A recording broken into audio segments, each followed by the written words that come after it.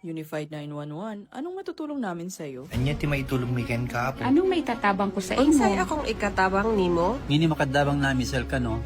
Sa anumang wika o dialekto, may tulong na darating sa iyo.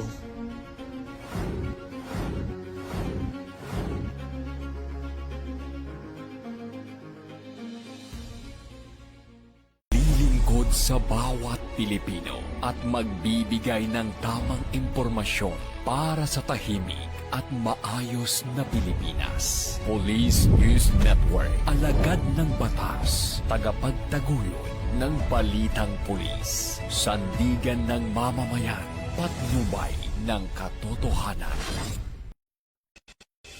La Campo Crame, maghahatid ng pinakahuling kaganapan at nagbabagang balita. Ito ang PNN Police News Network.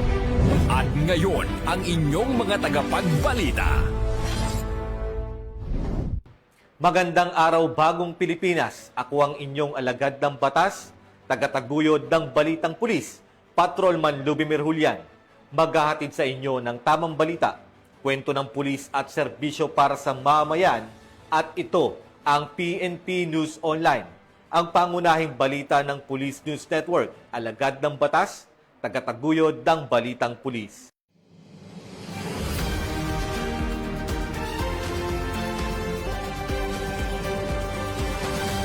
Nakikiisa ang PNP sa paggunita ng Araw ng Kagitingan. Ngayong araw, ika-9 ng Abril bilang pag-alala sa kabayanihan ng mga Pilipino noong World War II. Muling binibigyang diin ng PNP ang kahalagahan ng pagkakaisa at pagmamahal sa bayan.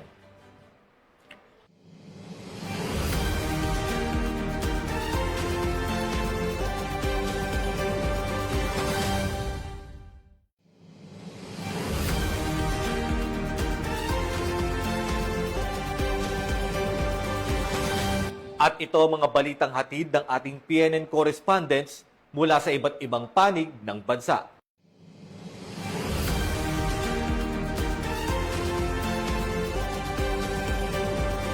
Dalawa sa 4 na suspect sa sip-sip diesel modus ang naaresto ng Quezon City Police District matapos matunton ang sasakyang ginamit sa pagnanakaw ng krudo sa Fairview, Quezon City.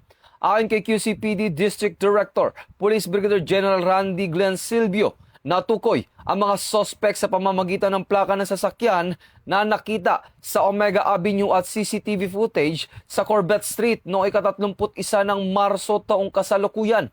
Inamin ng dalawang suspect na kapwa 26 anyos na sangkot sila sa pagnanakaw ng diesel at ibinenta ang humigit kumulang 70 litro ng krudo sa Barangay Payatas sa mas mababang halaga upang maibawi ang kanilang pagkatalo sa online gambling. Lumabas din sa investigasyon ng isa sa mga suspect ay may nauna ng kasong theft sa Cavite na may kaugnayan din sa parehong modus. Patuloy na mga nagsasagawa ng operasyon ng pulisya upang mahuli pa ang mga kasabwat sa insidente. Ito ang bagong PNP para sa bagong Pilipinas. Serbisyong mabilis, tapat at nararamdaman.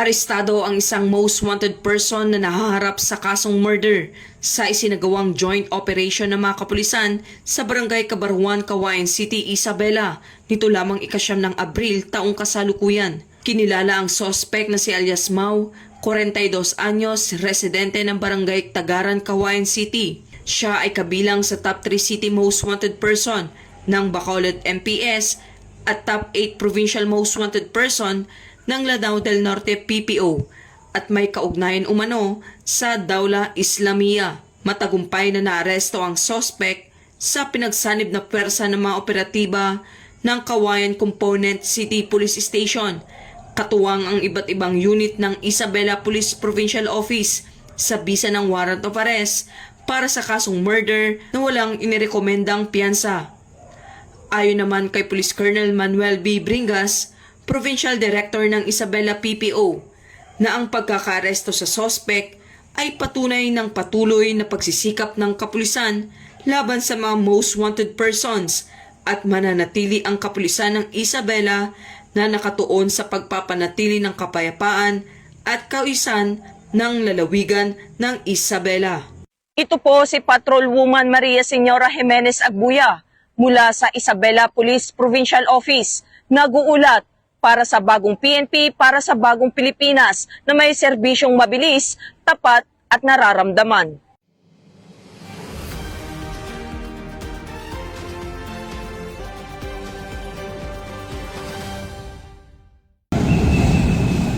Nakibahagi ang Northern Police District sa isinagawang inspeksyon ng National Capital Region Police Office sa ilang istasyon ng LRT sa nasasakupan ng NPD upang tiyakin ang kaligtasan ng mga commuters at ang presensya ng kapulisan. Pinangunahan ni Police Brigadier General Christopher R. De La Cruz, District Director ng Northern Police District, ang pakikisa sa inspeksyon na isinagawa sa pamumuno ni Police Major General Anthony A. Aberin, Regional Director ng National Capital Region Police Office.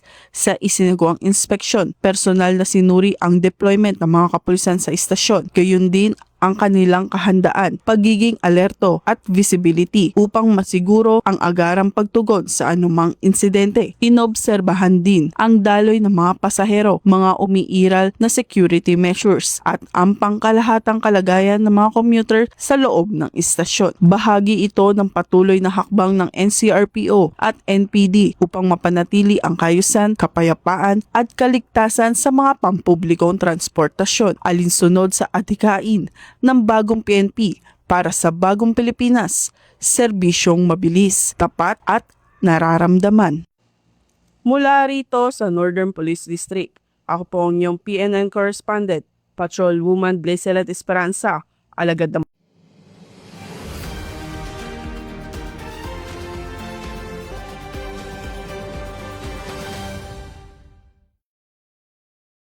Nakibahagi ang Abra Police Provincial Office sa sinagawang Lakad Kalayaan 2026 noong 9 ng Abril taong kasalukuyan sa Casamata Hill Zone 5 Bangged, Abra.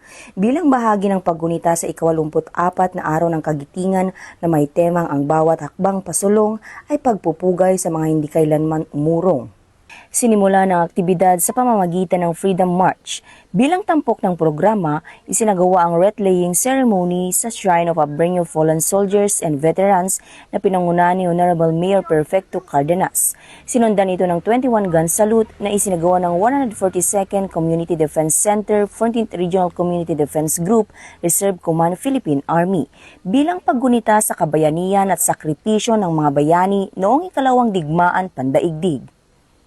Ang nasabing aktibidad ay pinangunahan ng Philippine Army, katuwa ang local government ng Bangged sa pangangasiwa ni Honorable Mayor Perfecto B. Cardenas, Local Chief Executive of the Municipality of Bangged, kasama ang Abra PNP na pinasimulan ni Police Lieutenant Colonel Jetro O. Muog, Deputy Provincial Director for Administration, sa ilalim ng pangangasiwa ni Police Colonel Charles L. Dumalik, Provincial Director, na inorganisa ng 142nd Community Defense Center sa pamumuno ni Major Jesse B. Adon, OS Philippine Army Director, Lieutenant Colonel Ferdinand A. Baluyot, Commanding Officer ng 50 IB 5ID Philippine Army, Lieutenant Colonel June P. Aguyos, Commanding Officer ng 142nd RRIBN at ang World War II Veterans.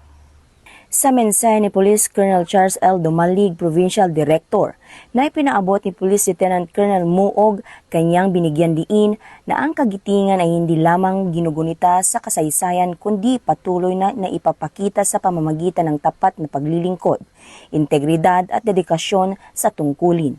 Katapangan, sakripisyo at pagkamakabayan na ipinamalas ng mga veterano at mga bayani ay nanitili bilang isang pangmatagalang pamana para sa mga susunod na henerasyon. At binigyan din nito ang kahalagahan ng pag-alala sa mga kwento ng mga nagtanggol sa bansa upang ang mga katangiang pagmamahal sa bayan, katatagan at serbisyo ay patuloy na magbibigay inspirasyon sa mga Pilipino ngayon at sa mga susunod na taon.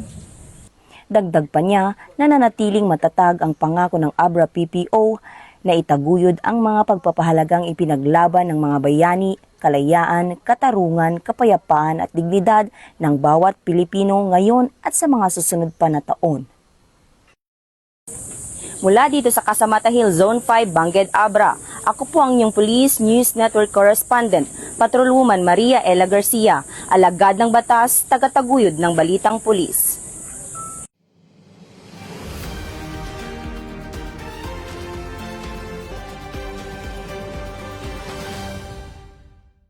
Naaresto ng mga tauhan ng Asipulo Municipal Police Station ang number 3 Regional Top Most Wanted Person ng Police Regional Office Cordillera para sa kasong acts of lasciviousness sa isang operasyon na isinagawa sa bayan ng Asipulo, Ifugao noong 8 ng Abril taong kasalukuyan. Ayon kay Police Colonel Jeremias B. Oyawon, Provincial Director ng Ifugao PPO, ang matagumpay na operasyon ay pinangunahan ng Asipulo Municipal Police Station sa ilalim ng pamumuno ni Police Captain Lorna B. Butak, Acting Chief of Police ng Asipulo MPS bilang lead unit at ang Provincial Intelligence Unit ng Ifugao PPO, katuwang ang 1st Ifugao PMFC, RID Procar, Regional Mobile Force Battalion 15, Regional Intelligence Unit 14 at iba pang unit ng Asipulo MPS. Ang suspect ay naaresto sa bisa ng warrant of arrest para sa kasong acts of lasciviousness sa ilalim ng Article 335 ng Revised Penal Code kaugnay ng Section 5B ng RA 7610 na inisyo ng RTC Branch 14, Lagawe, Ifugao. Matapos ang pagkakaaresto, dinala ang suspect sa Asipulo MPS para sa kaukulang dokumentasyon bago isagawa ang turnover sa kinauukulang korte. Patunay ito na ang kapulisan ng Asipulo ay patuloy sa pagpapatupad ng batas at pagtugis sa mga wanted person upang mapanatili ang kapayapaan at kaayusan sa komunidad. Mula dito sa rehiyon ng Cordillera, ako ang inyong PNN correspondent, Patrolwoman Lizelle Digman, alagad ng batas, tagataguyod ng balitang pulis.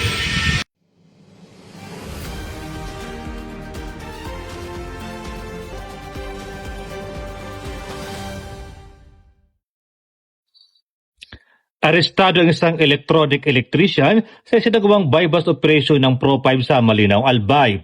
Ang operasyon ay pinangunahan ng Malinaw MPS bilang lead unit, katuwang ang Provincial Intelligence Unit, 1st Provincial Mobile Force Company ng Albay Police Provincial Office, Regional Mobile Force Battalion 5, Albay Maritime Police Station at PDEA Albay Provincial Office at PDEA Regional Office 5. Naaresto sa operasyon ang suspect na kinilalang si alias Maki, 35 anyos, isang street-level individual at residente ng Tabaco City.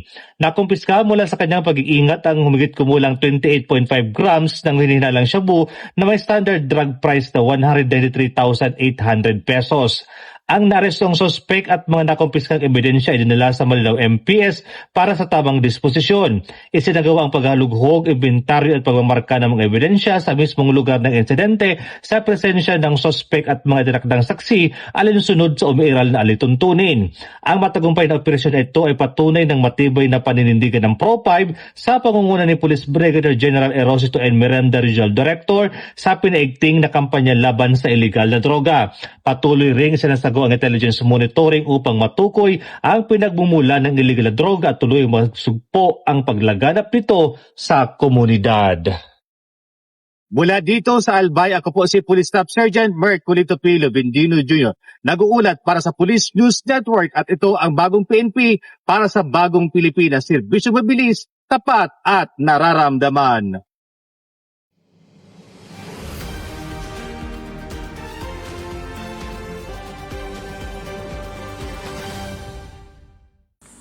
Isang batang nawalay sa kanyang pamilya habang nasa dalampasigan ng barangay Kapipisa, Tansa, Cavite. Ang agaran ay nagbigay ng tulong matapos ito dalhin ang isang concerned citizen sa ating himpilan.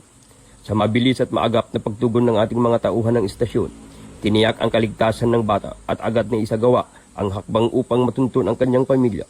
Sa tulong ng koordinasyon at dedikasyon ng mga personel, patagumpayan na ibalik ang bata sa kanyang ina na ligtas. Ang aksidenteng ito ay patuloy na kahalagaan at malasakit ng ating mamamayan at kahandaan ng kapulisan sa pagbibigay ng agarang serbisyo para sa kaligtasan ng bawat isa. Mahigpit na paalala sa lahat ng mga magulang na tagapag-alaga, bantayan ng mabuti ang kanilang mga anak, lalo na sa mataong lugar tulad ng dalampasigan. Ano gusto mo paglaki? Wow. Samantala, patuloy ang police visibility sa gabi sa Naik, Cavite. Bilang bahagi ng panaigting na seguridad at nagpapanatili ng kaayusan ng komunidad, nagsagawa ng night patrol operation ang tauhan ng Southern Cavite Maritime Law Enforcement Team sa may barangay Lawak, Naik, Cavite. Kasituang ang ating Barangay Peacekeeping Action Team o BPATS at ang Barangay Service Point Officers o BSPO sa Barangay Labak, Naik, Cavite. Sir, bawal na po tayo mag-video, okay? Mula dito sa Regional Maritime Unit 4A, Cavite Maritime Police Station, ako po ang inyong PNN News Correspondent, Chief Master Sergeant Dan Dimasog, alagad ng batas, tagapagtaguyod ng balitang pulis.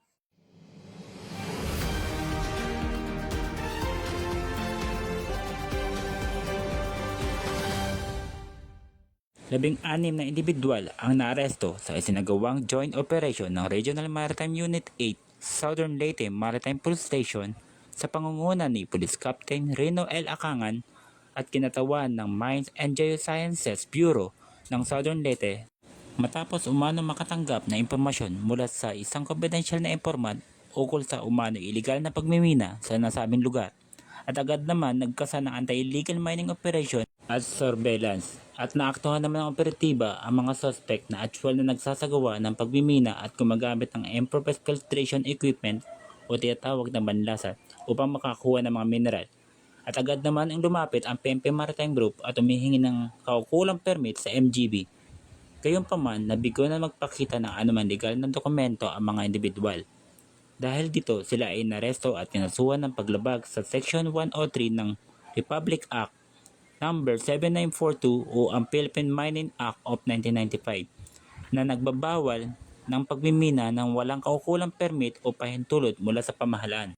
Na-recover sa operasyon ang iba't ibang kagamitan kabilang ang sluice box o banlasan, water pump, hose, pala at iba pang mga kagamitan na ginagamit sa pagmimina. Ang mga nahuling individual ay binasahan ng kanilang karapatan o Miranda rights at kasalukuyang nasa kustudyan ng Southern Leyte Maritime Police Station para sa dokumentasyon at kaukulang disposisyon. Isa sa ilalim naman sa kaukulang aksyon ng Mines and Geosciences Bureau ang kanilang kaso. Pinalalahanan ng kapulisan ang publiko na sumunod sa umiiral ng batas laban sa iligal na pagmimina upang maprotektahan ang kalikasan at maiwasan ang kaparusahan sa batas.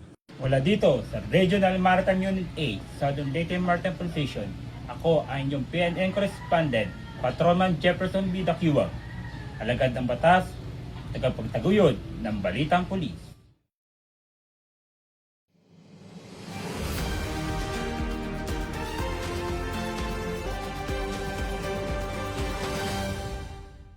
Agad na naaresto ng mga tauhan ng Don Carlos Municipal Police Station ang isang lalaki dahil sa pang-abusong sexual sa isang minor de edad sa Don Carlos, Bukidnon. Agad na nai-report ng mga kaanak ng biktima sa pulis ang pang-aabuso ng kinakasamang ama nito. Kaagad na nagsagawa ng hot pursuit operation ang pulisya. Tinungo ng mga responding pulis ang tirahan ng biktima kung saan pinaniniwalaang naroon ang lalaki. Sinubukan umano nitong umiwas sa pag-aresto sa pamamagitan ng pagpasok sa bahay at pag-akyat sa bakod ng kapitbahay, ngunit naabutan at naaresto rin ng mga otoridad. Lumabas sa paunang investigasyon na 2 beses umanong inabuso ang biktima. Sa ikalawang insidente, nakapaglaban at nakatakas ang minor de edad at agad na nagsumbong sa kanyang lola na siyang nagulat sa iba't ibang kaanak at humingi ng tulong sa pulisya.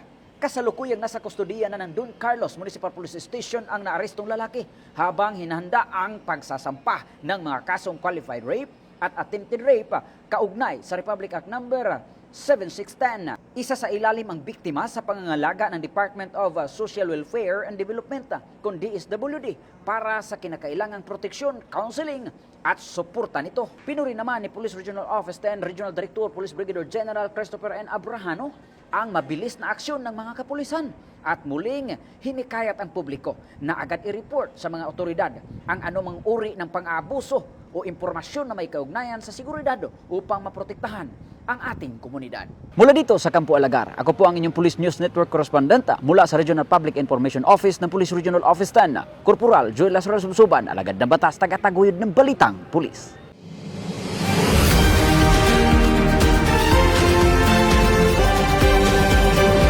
At yan ang mga balitang nakalap ng ating PNN correspondents mula Luzon, Visayas at Mindanao. Para sa mas malawak at mabilis na ulat ng mga balita, huwag kalimutang mag-like, follow and share sa aming official social media accounts ng Police News Network. Tutok lamang po sa aming YouTube channel para sa mga live stream at replays. At i-follow kami sa X account para sa mga real-time updates at Facebook account para... Sorry? Saan ko sa ano? Q. Para sa mas malawak at mabilis na ulat ng mga balita, huwag kalimutang mag-like,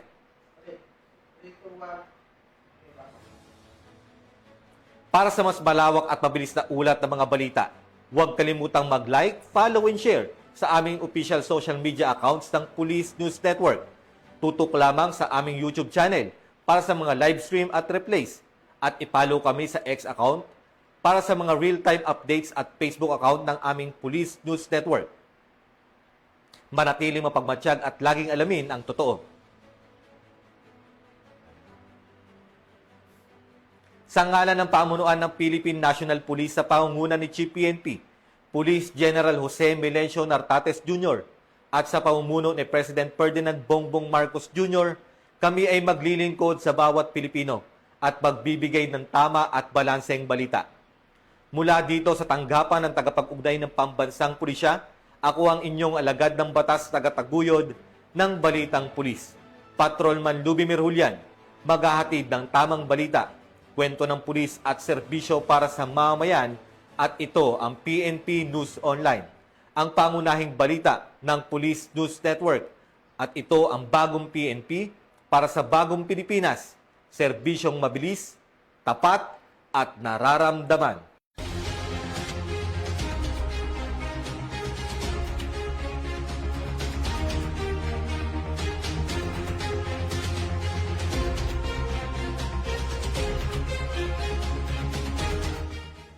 Police News Network, alagad ng batas, tagapagtaguyod ng balitang pulis.